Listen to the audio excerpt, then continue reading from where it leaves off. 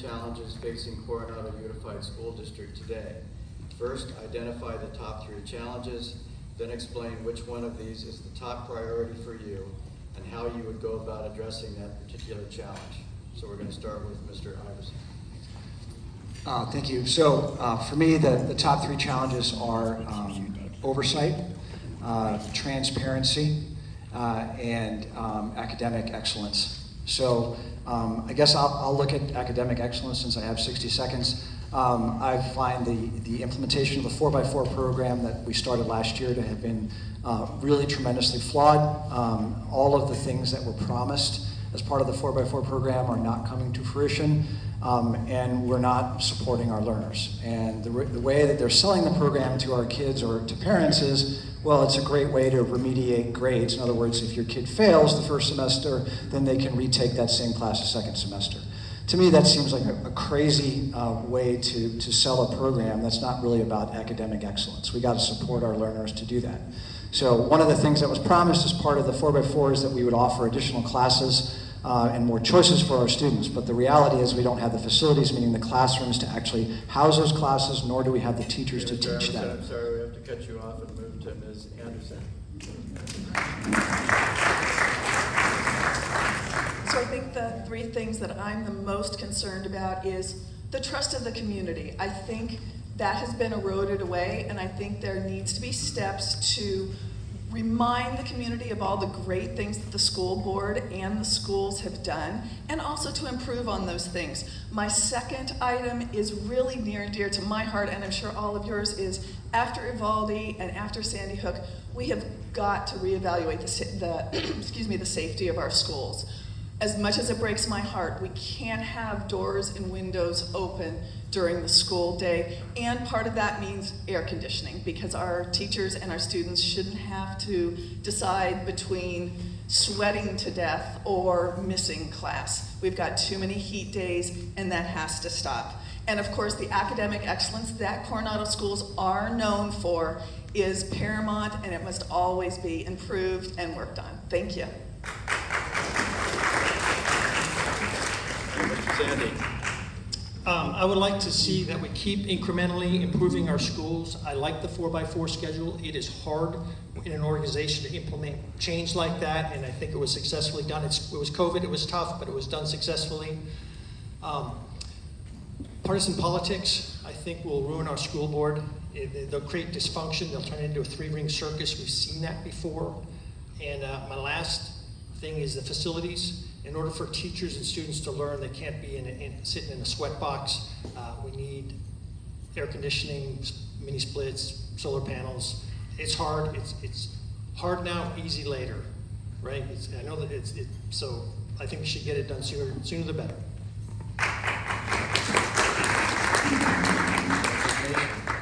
Okay, my top 3 are academic excellence, local control, and accountability. I do think we need to restore trust. I'm not sure that most people are aware of our latest CASP test scores from the California Assessment of Student Performance and Progress. California performs this test every year. They have the school districts do that. And these test scores that I'm going to give you are similar pre-pandemic as well. In science, only 54% of the students met or exceeded grade level standards. That was science, 54%. English, only 77%. Math, only 62% were at grade level. So this is a challenge. We have to dramatically change that. We can't do this slow, incremental thing. And then local control is important because top-down, it doesn't work very well locally. We know our needs, and then accountability is super important. Thanks.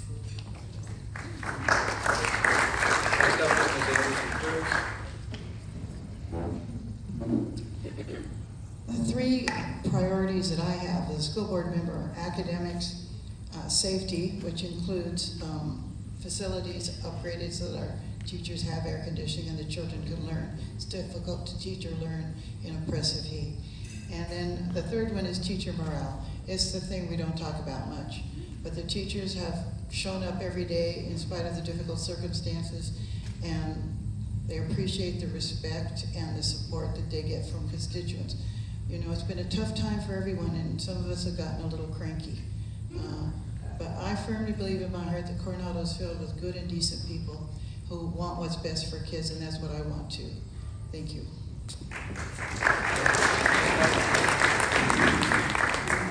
Thank you. I think it's really important to use data whenever you start talking about priorities and not just what you feel like needs to happen out there. My top 3 challenges would be to address the physical needs of students, academic needs of students, and then the financial needs of the district. Of course, academic support is really important. Also, academic acceleration for those students that need it is important as well. Secondly, how are we going to work on our budget transitioning from locally controlled funding formula to basic aid? What is that going to look like? What are we going to be able to do in our district because of that? And then the last one is to encourage meaningful dialogue between community members and the board. I want to emphasize that Coronado High School is ranked number 15 out of 195 high schools in the county, top 10%. Our school district is top 10%. We have a history of academic excellence. Doesn't mean that we can't improve on it, but the sky is not falling. We're going to move on to Ms.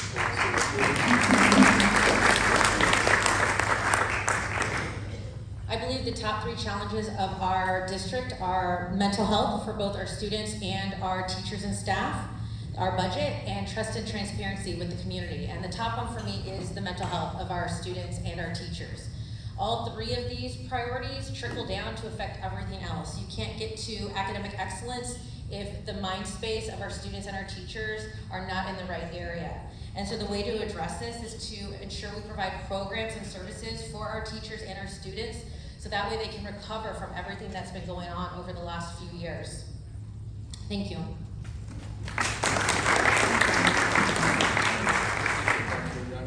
So the top 3 challenges I would say would be the politics that's in our schools, good governance, and then transparency and responsiveness to parents. With regards to politics, I think if you want to ruin public education in the country and in this community, you're going to have politics come into it. And for me, when I look at the school lockdowns as a physician and how long they went on, and the mask mandates and how long they went on, those all had a lot of politics in them. Here locally, the Tortilla Gate, there was a lot of politics in that as well. And unfortunately for all 3 of those things, our kids suffered. So we as adults need to keep politics out of schools, keep it in the board as much as possible, and let the kids focus on academics. With regards to good governance, there was the 4x4. You can argue about the educational part of that, and then the process of how it was adopted. You know, completely passed in the middle of the pandemic, and overwhelming opposition from the teachers, and a majority of opposition from the parents, and they still passed it anyway. That's not how you run a school district. Thank you. Thank you. What I see challenging is the loss of academics, especially during the school closures. Implement and get more tutors and implement special programs for the mathematics and everything that our children are falling behind. Their parents' concerns have not been heard throughout the past years. So my main priority would be refocusing on academics and regain local control, keeping politics out of classrooms. The key accomplishments of the board during your years of service. Yes. Most importantly is to work together as a board to look for what is best for our children, including transparency, knowing what is being spent exactly for the academics, the programs, the students' needs. If we need more teachers, more tutoring for class, I would suggest also the security of the campus, but most of all is working together as a school board unanimously to provide and come up with solutions for what's best in academics and for the overall well-being of the students.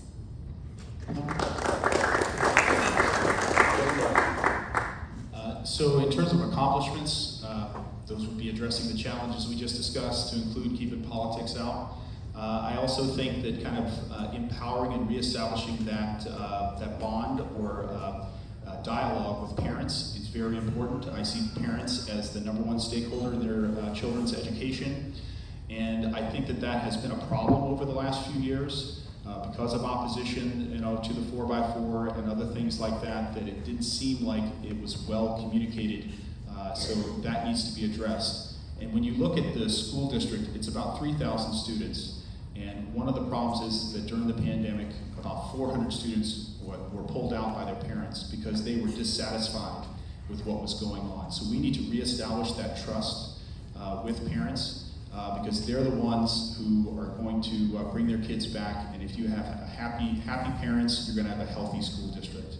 And I really believe that. I also think that you need to have good governance, be very transparent. So I think the various syllabi or syllabus for each course, for each grade needs to be published, and so everybody can kind of understand what their kids are being taught in school. Budgeting issues, I would certainly hope that we can address the air conditioning issue and the security issue and the facility upgrades. So those would be some things I would try to accomplish. Thank you.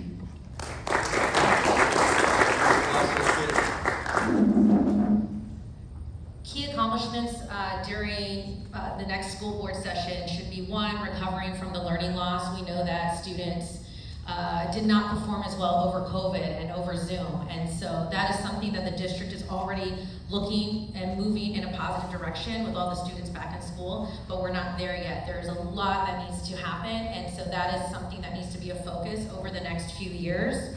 Secondly, infrastructure. We have too many classrooms. Class sizes are too big in our schools. At the elementary school, they've moved the kindergarten over, they've moved TK in, and they're gonna continue expanding TK. We're running out of space. Students are taking their speech therapy classes in hallways right now.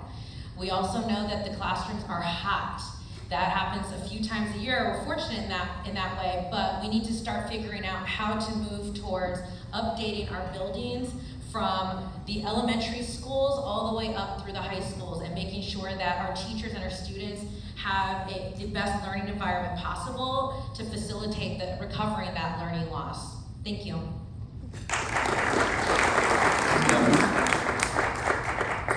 As a school board member, our job is to set policy and provide oversight.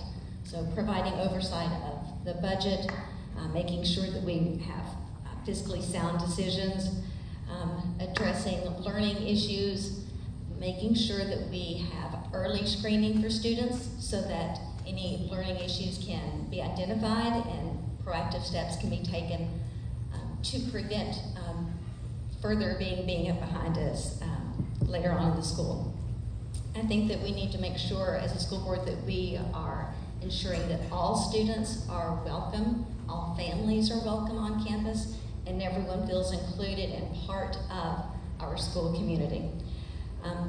Transparency and communication seem to be coming up a lot. I think it's important, and I know at a school board meeting, you have an opportunity to speak, but you don't have an opportunity to engage in dialogue. And I think a standing subcommittee, separate from the regular school board meeting where conversations can happen and information can be gathered, would go a long way into making sure that when we do have board meetings, we're taking care of the business that needs to happen at the board meeting, and conversations and input can be taken at another time where it can be more easily incorporated into our programs.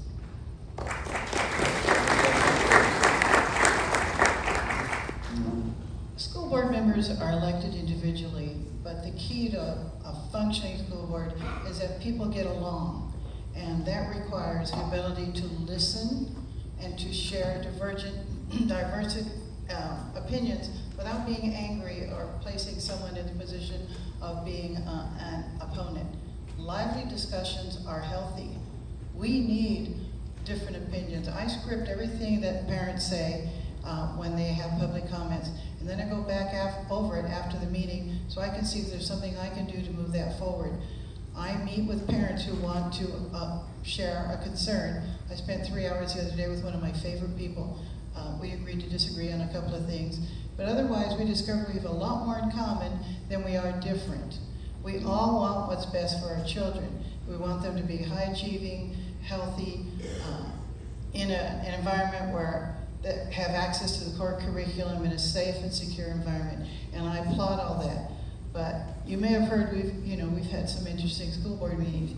And if you watch the school board meetings, I'm the one who's measured, calm, and professional. I don't traffic in rudeness. I don't have vitriol. That's not my MO. I like divergent opinions. I like differences. I want to hear what you have to say, because if you don't tell us, we don't know. And that's a key role of a trustee. My constituents are children. I know that y'all vote, but the ones I care about are the students in school. We always talk about high school, but as a reading specialist, I would tell you, if a student isn't up to grade level by 3rd grade, he's going to have trouble for the rest of his academic career. So talking about it, being angry about it doesn't help. What helps is intervention and a focus on children. And as a grandmother, mother, friend, and neighbor, I thank you.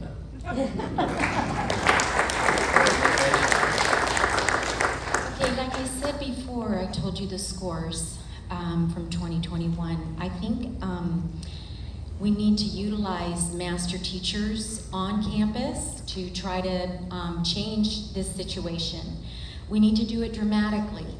And the best way we can do that is by focusing the on-task instruction in the classroom.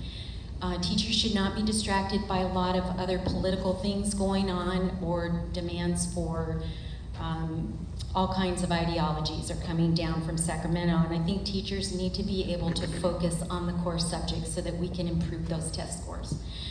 All of these things that I'm suggesting will improve the trust that the community will have. The other thing is I'm hearing from parents and grandparents that they don't feel heard by the district or the school board. I think what we need to do is open up two-way conversations. Not just a one-way at the school board, because you don't feel heard. So I would suggest town hall meetings where you focus on whatever the current issues are that are of interest and get the community feedback, and then implement, because no one knows their kids like the parents. So I want you to know, it's really important to me, parents matter. We know our kids, and we need to be heard. And then thirdly, accountability systems need to be implemented so that we make sure that teachers are staying on that task, that they're not veering off into their opinions or other matters. We have many good school teachers. My kids have had good ones, but I'm afraid that that's a problem. And so I think the administrators need to be held accountable to do that and make sure it's happening in the classroom. Thank you.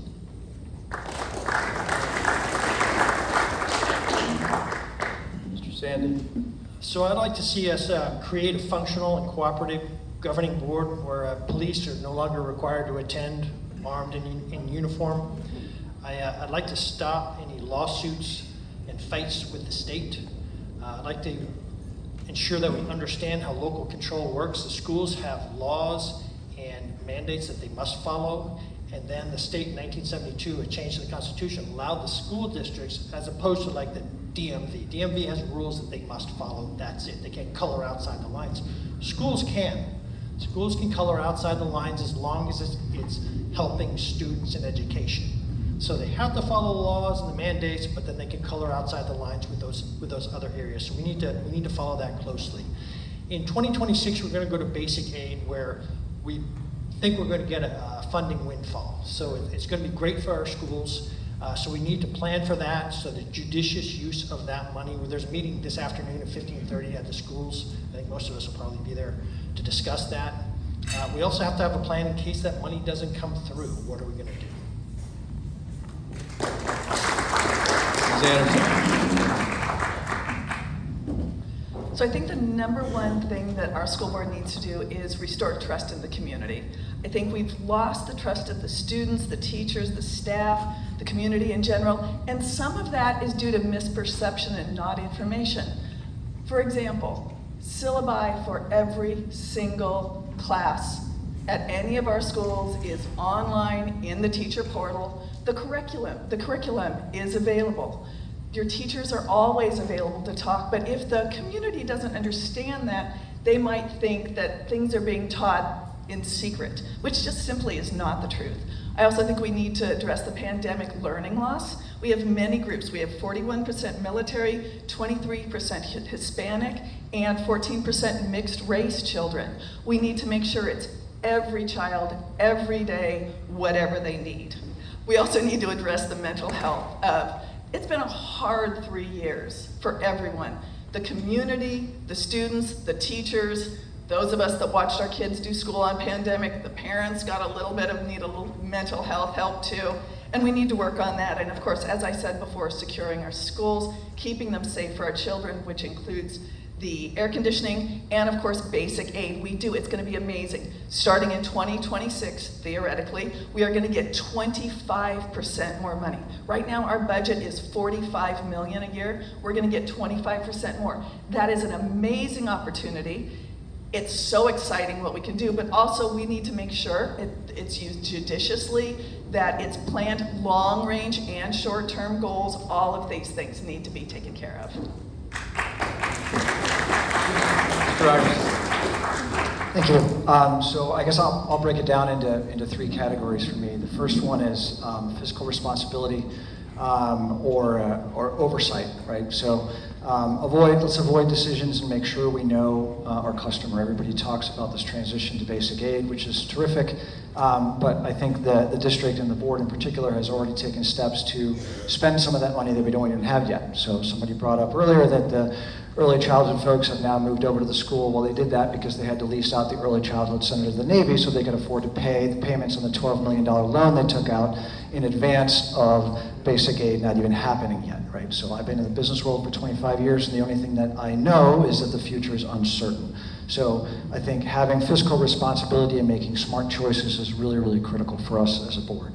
Number two is communication. Communication. I think a lot of the things that are brought up could be avoided if there was a better pathway of communication. I think most of us have already said that there's a real desire, I think, amongst all of us to create more openness. So I, for one, plan to have, should I be elected, to have office hours where people can come and talk to me at any time so that we can represent their opinions on the board, right? It's not my opinions that counts. I am your custodian. I'm there to hopefully be a mirror of what you want. And the last thing for me is accountability, okay? So I think over the last couple of years, which is really what motivated me to get into this race overall, there's been just a lack of accountability. I'll use Tortilla as an example. Several of the people on the administrative side that were in charge at that time were not only not let go, but they were given other jobs inside the district, continuing to make the same amount of money they made before.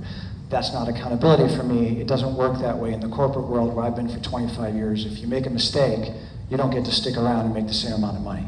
That's not how the world works. Thank you. All right, thank you. And the question is as follows. What differentiates you from the other candidates? Mr. Iverson, you're up. Well, that's a good one. I got to start with that. What differentiates me from the other candidates? Well, I think for me, it's my background. Okay, I think I have a different lens for education, given how I grew up, having gone to school all over the world. I'm fluent in 2 languages. I speak 4. My kids actually my oldest son goes to school in Europe right now. So I just think I have a different perspective than people that grew up here their entire lives, and this is what they know. That's something I don't bring to the picture, but what I think and what differentiates me is my background and my international experience. Ms. Anderson. So I think something unique about me is that I have a historical perspective on Coronado and Coronado schools. As I said, I'm 3rd generation. My son Clark just graduated as 4th generation Coronado. My second thing that I feel like is very important because of historical perspective is some of our school board candidates have kids in school right now. They're right in 6th grade, or they're so concerned about 4th grade. I have the advantage, the larger view of having seen 3 of my children go all the way from K through 12, graduate, and launch successfully. It's better to be able to know if something's happening in 6th grade. I know, then comes 7th grade, and 8th grade, and 9th grade, and it just keeps going, and it all works out, and every grade is important, but there's also a larger picture to the whole thing. I'm a business owner in Coronado and a homeowner in Coronado. I'm all in for Coronado. This is what I care about. This has always been my home, will always be my home. I, as many of the other candidates have not taken any money from either political parties or the political party leadership, which is not true for some of the other candidates. So my own constituents are our students, our parents, and our community. Also, I have a long history of volunteering in our schools. I put in many hours, sometimes feels like a part-time job, working in our schools, knowing the teacher, the staff, the administration, and I look forward to working with them and doing good things for our school if I'm elected. Thank you. What I think I bring to bear is I have a very strong financial background in program management. Most recently for the Navy, I managed 3 programs that, by Navy standards, are small, but they were $80 million over the 5-year program. So I know how to read budgets and understand them. I also have all the program management qualifications, both the civilian program management professional and the military, the highest level of military qualifications for that. So I understand money and program management. I have a child in the IEP program, individualized education program, so I know about special needs, familiar with that program and how Coronado handles those children. I've lived many places, so I can compare Coronado with other districts that we've experienced, so we can see what other districts did well and what we do well and how we can improve. I'm very positive about the Coronado schools. I'm the biggest fan, and I hope to see them continue to incrementally improve and do great things.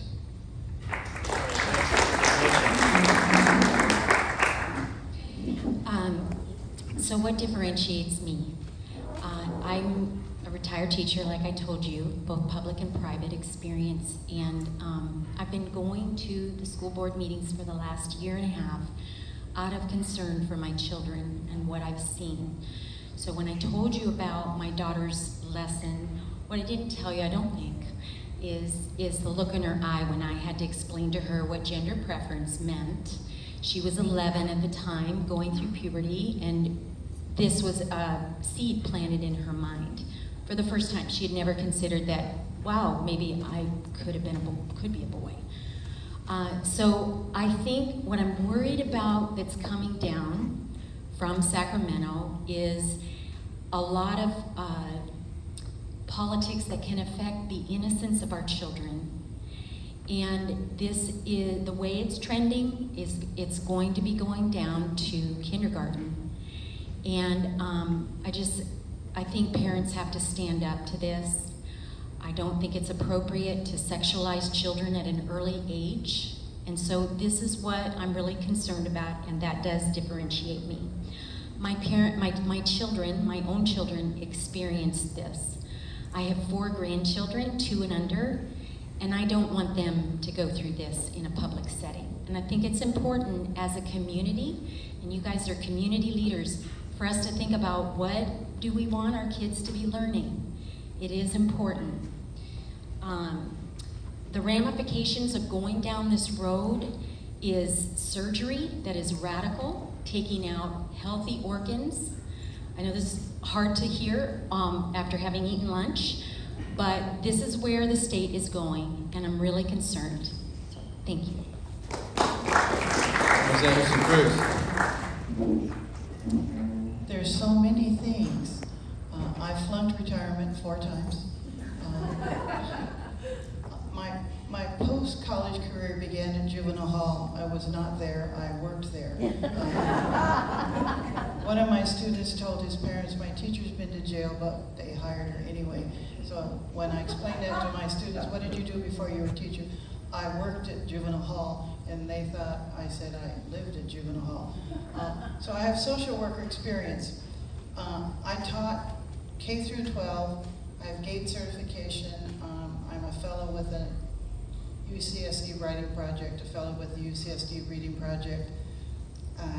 I've taught teachers in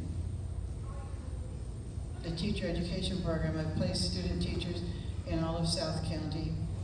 I was a teacher. I am a teacher.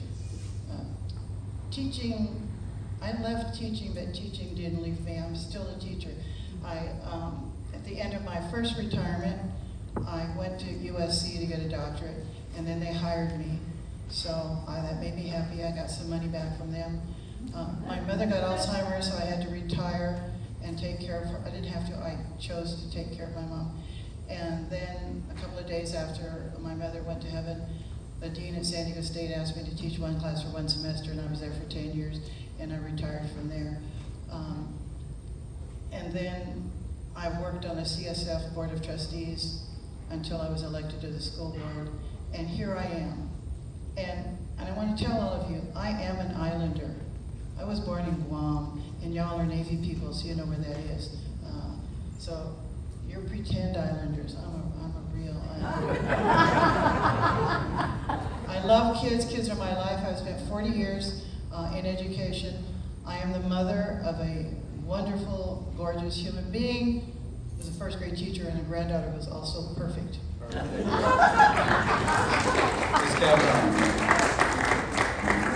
Perfect granddaughter, my goodness. I think what differentiates me from Ms. Machen and Ms. Butcher, who are, we were in the same 2-year race together, is that I'm the only one that's been a teacher here in our school district. I know our students, I know our system, I know our process. I have had firsthand experience working on school site committees where we set short and long-term goals. I've been involved in providing input into the local control accountability plan. I have that experience ready to bring. The other thing that differentiates me from the other candidates in the 2-year race is that I don't want to remove books from libraries, as Ms. Machen said that she would do last night. I think that if a parent objects to a book that their child is reading, I think that is a wonderful opportunity for a meaningful discussion about why that book may not mesh with your family values. But I don't want it removed from schools because other students may want to read it and other families may want their children to read that. I think of a school board as kind of like a classroom. It mirrors that in a way. As a teacher, I had some parents who were very, very, very vocal advocates for their students. And then I had other parents who were kind of quietly supportive in the background, and then I have some parents who were absent. But as a school board member, as a teacher, I advocated for everyone in my classroom, regardless of what the level of parental input was. At a school board, you need to do the same thing. You do want input. Strong parental input makes a great school and a great district, but decisions have to be made for what's best for the student, and that's what I will do. I think our students deserve an honest, accurate, and comprehensive education. All right, thank you.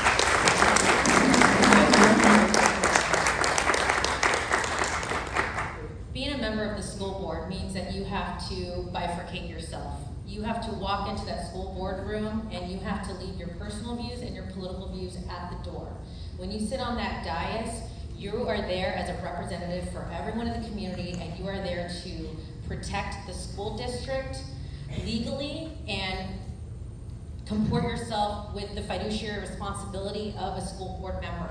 And as an attorney, that's something that I've done for years. As an attorney, you have to walk in and argue your case whether you believe your client, whether your client was right or wrong. You make the argument based on the law. You don't make that argument based on what you think about your client or whether you think that law is stupid. You have to work that case. And so that is what I bring as a candidate to this school board race, is the ability to look beyond personal views and leave those outside and to serve as somebody who is looking at the facts that are in front of us.